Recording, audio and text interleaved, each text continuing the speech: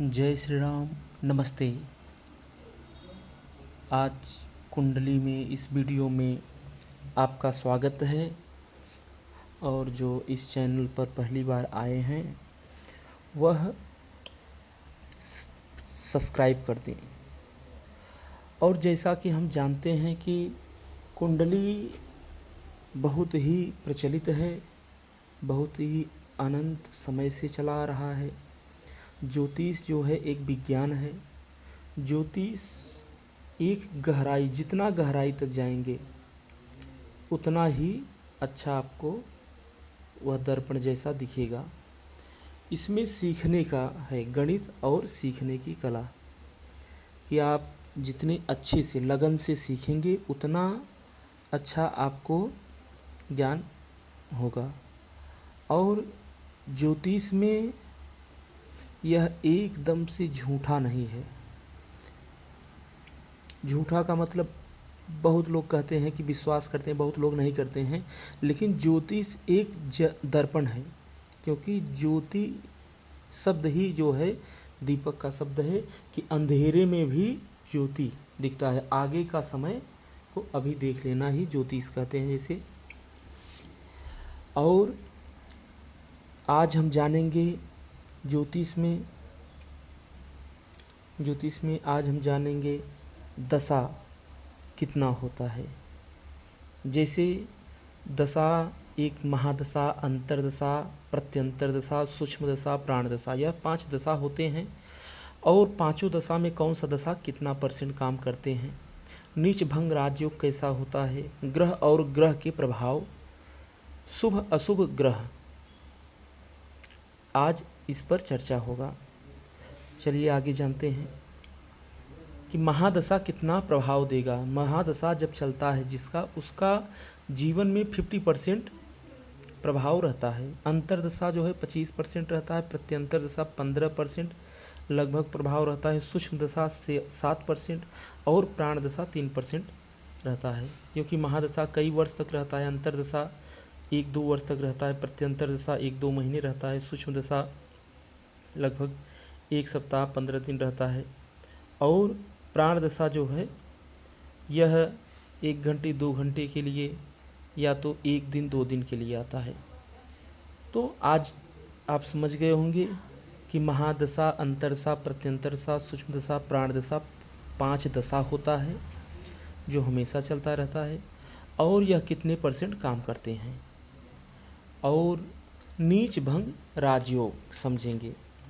नीच भंग राजयोग का मतलब यह होता है कि जो ग्रह उच्च या नीच का बैठा है, क्षमा चाहता हूँ, उच्च का बैठा है, अर्थात जहाँ पर सूर्य जैसे उच्च का बैठा है 1 नंबर में हो गया, तो सूर्य जहाँ पर 1 नंबर लिखा है वहाँ पर अगर कोई पाप ग्रह आकर के बैठ जाए तो वहाँ पर नीच भंग राजयोग कहा जाएगा, क्योंकि वहाँ पर राहु का प्रभाव शून्य हो जाएगा, अर्थात राहु निगेटिव फल नहीं देगा।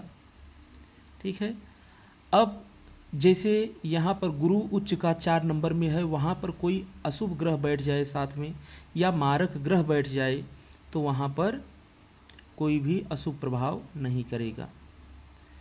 और जैसे 6, 8, 12 भाव मारक होते हैं, लेकिन जहाँ पर 12 नंबर लिखा हुआ है वहाँ पर शुक्र बैठा है, तो 12 नंबर मतलब मीन की राशि हो गया।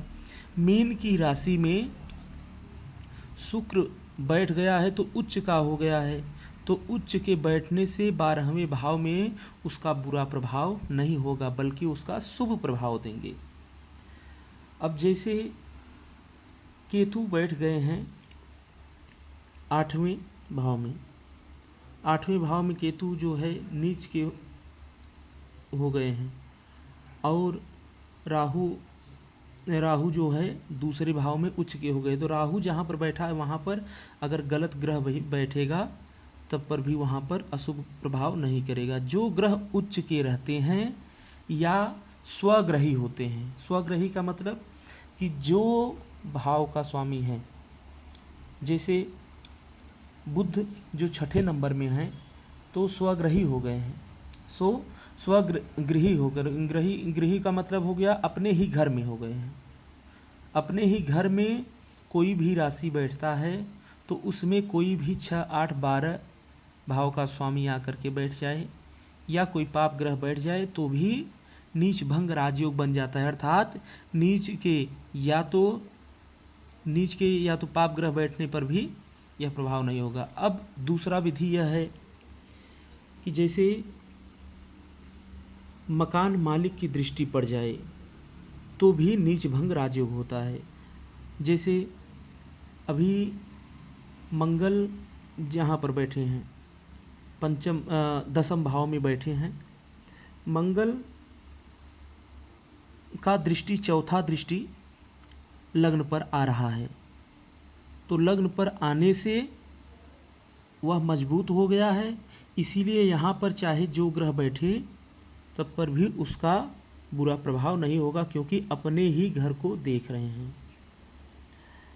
और कोई भी ग्रह नीच राशि का बैठा हो, जैसे नीच राशि में गुरु हो गए, गुरु मकर राशि में बैठ गए। अभी यहाँ पर तो दूसरा दर्शाया गया है, केवल उदाहरण के लिए बताया जा रहा है। गुरु जो है 10 नंबर की राशि में बैठ जाएं और उसी में मंगल भी बैठ जाए तो क्या होगा? नीच भंग राजयोग। क्योंकि मंगल उच्च के बैठे हैं, वहाँ पर गुरु बैठ जाएंगे तो नीच का हो जाएगा, तो यहाँ पर क्या हो जाएगा? नीच भंग राजयोग। इसके कारण उस भाव में कोई कमी नहीं आएगा या निगेटिव प्रभाव नहीं देगा। अब डिग्री समझेंगे, डिग्री और अंश। कोई ग्रह नीच स्थान पर बैठे हैं और उसका डिग्री 0 अंश है या 1-2 अंश है, मतलब कमज़ोर है, तो उसका प्रभाव जो है निगेटिव में कमी आ जाएगा। या 29 अंश है तो उसका क्या है? पावर 0 हो जाएगा, तो वह निगेटिव प्रभाव नहीं देगा। और या तो 0 से 6 अंश या 24 से 30 अंश हो तो कम प्रभाव देगा, 25% प्रभाव देगा। क्योंकि आगे वाले वीडियो में समझ चुके हैं कि कितने अंश पर क्या प्रभाव रहता है। 25% प्रभाव रहता है 0 अंश से 6 अंश और 24 अंश से 30 अंश। तो समझ लीजिए कोई भी ग्रह नीच राशि में बैठ जाए तो उसमें 0 अंश से 6 अंश तक उसका अंश है, तो समझ लीजिए कि वह नीच का प्रभाव 25% देगा। जो 100% देता वह 25% हल्का निगेटिव करेंगे। वैसे ही अगर कोई भी ग्रह उच्च राशि में बैठ जाए और या तो स्वग्रही अपने ही घर में स्वग्रही बैठ जाए, 6 अंश से 0 अंश से 6 अंश तक हो या 24 अंश से 30 अंश के बीच में हो, तो वह पूर्ण फल नहीं देगा, 25% लाभ कराएगा। और एक विधि है कि सूर्य के साथ कोई भी ग्रह बैठ करके अस्त हो जाएं तो उसका प्रभाव समाप्त हो जाता है। चाहे तो उच्च ग्रह हो चाहे तो नीच ग्रह हो, तो वह जो है प्रभाव नहीं देंगे, वह जो है प्रभाव कम कर देते हैं। अब आगे समझेंगे ग्रहों के स्वभाव, ग्रह और स्वभाव। जैसे कि सूर्य हो गए, तो अगर सूर्य कहीं पर भी है तो उसका क्या प्रभाव रहता है वह समझेंगे। जैसे सूर्य से क्या क्या देखा जाता है, सूर्य के प्रभाव में सूर्य अगर कहीं पर भी है तो सूर्य की ताकत, सूर्य से क्या देखा जाता है? ताकत देखा जाता है। ऊर्जा, बल, तेज, मैनेजमेंट, आँखों की रोशनी, सरकारी काम, यह सूर्य से देखा जाता है। दूसरे ग्रह हो गए चंद्रमा मन के कारक हैं। चंद्रमा से मन देखा जाता है। चंद्रमा अच्छे स्थिति में बैठे हैं, उच्च के बैठे हैं, अपने ही राशि में बैठे हैं, कर्क राशि में, तो उसका मन बहुत मजबूत होगा, विचलित नहीं होगा। जैसे नीच राशि में बैठ गए, वृश्चिक राशि में चंद्रमा बैठ गए, तो उसका मन हमेशा डरता रहेगा, एक डर जैसा बना रहेगा और वह मानसिक टेंशन लेगा, सर दर्द होगा। या चंद्रमा के साथ में राहु केतु शनि कोई भी बैठ गए, राहु केतु बैठ गए तो ग्रहण दोष जैसे बन जाता है, तो उसमें मानसिक टेंशन अधिक हो जाता है। अब समझेंगे मंगल। मंगल का स्वभाव है अलग रहने वाले, अपने दुनिया में मस्त, ताकत, शरीर और रक्त, यह सब मंगल से देखा जाता है। बुध से बुद्धि, दिमाग, बोलने की कला, व्यापार और गणित में तेज, बुध से यह सब देखा जाता है। बृहस्पति मतलब गुरु, गुरु हो गए पांचवें ग्रह। गुरु ग्रह यहाँ पर जो हैं, गुरु ग्रह केवल लिखा गया है, यहाँ पर शुद्ध नाम इनका बृहस्पति ग्रह है, लेकिन बृहस्पति का जो स्वभाव है वह वही स्वभाव गुरु का है। गुरु के स्वभाव होने के कारण इनको गुरु भी कहते हैं। गुरु से अगर मजबूत हैं तो ज्ञान देखा जाता है और चर्बी के कारक होते हैं, ज्ञान के कारक और चर्बी के कारक होते हैं। शुक्र जो है वीर्य, ऐशो आराम, लग्जरी लाइफ और खूबसूरती, सुंदरता के कारक हैं। जेवर, सुंदर वस्त्र, आकर्षण, काम शक्ति, यह शुक्र से देखा जाता है। शनि जो है क्रूर हैं, धीरे चलना, आलसी, गहराई में जाना, शरीर के बाल जो होते हैं शनि के कारक होते हैं।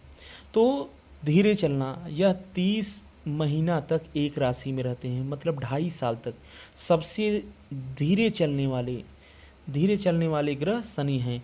तो इसीलिए जिसका महादशा शनि का चलेगा या शनि थोड़ा निगेटिव रहेंगे तो बहुत आलसी जैसा रहेगा, धीरे काम करेगा और जो भी कार्य करेगा बहुत गहराई में करेगा। और शनि से न्यायप्रिय के देवता हैं, न्याय भी देखा जाता है। अगले ग्रह हो गए राहु।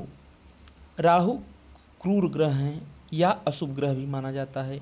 मन, ऊर्जा और सन की, राहु जो हैं ये ऊर्जा भी देते हैं। राहुर बाहुर बलम करोति, जैसे कहा गया है, राहु बाहु को बल देते, बाहु मतलब भुजा में बल देते हैं। जो भी आप कार्य करेंगे उसमें बल देंगे, अर्थात बलवान करेंगे। एक कार्य चल रहा है तो 2 काम चालू हो जाएगा, या 1 घंटे का काम 15 मिनट में कर लेना, दिन भर का काम 1-2 घंटे में कर लेना।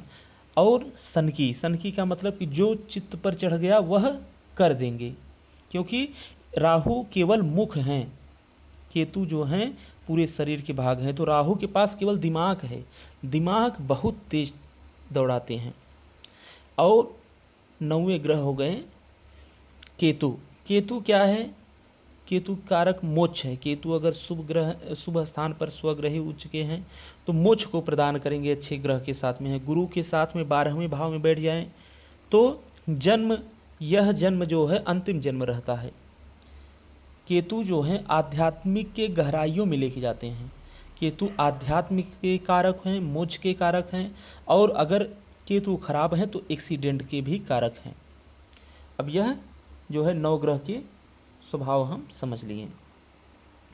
अब शुभ अशुभ ग्रह, यहाँ पर सूर्य जो हैं, कोई भी ग्रह, यहाँ पर शुभ अशुभ जानने से पहले जान लेंगे, कोई भी ग्रह चाहे शुभ हो चाहे अशुभ हो, अगर वह अपने ही भाव में है, अपने ही राशि में बैठा है तो वह शुभ फल देगा। उच्च का बैठा है केंद्र त्रिकोण में तो शुभ देगा, और चाहे जहाँ भी बैठा है स्वग्रही होके और उच्च के होके बैठे हैं तो लाभ ही कराते हैं। लेकिन सूर्य का ये जो है क्या प्रभाव है? सूर्य और मंगल क्रूर ग्रह हैं।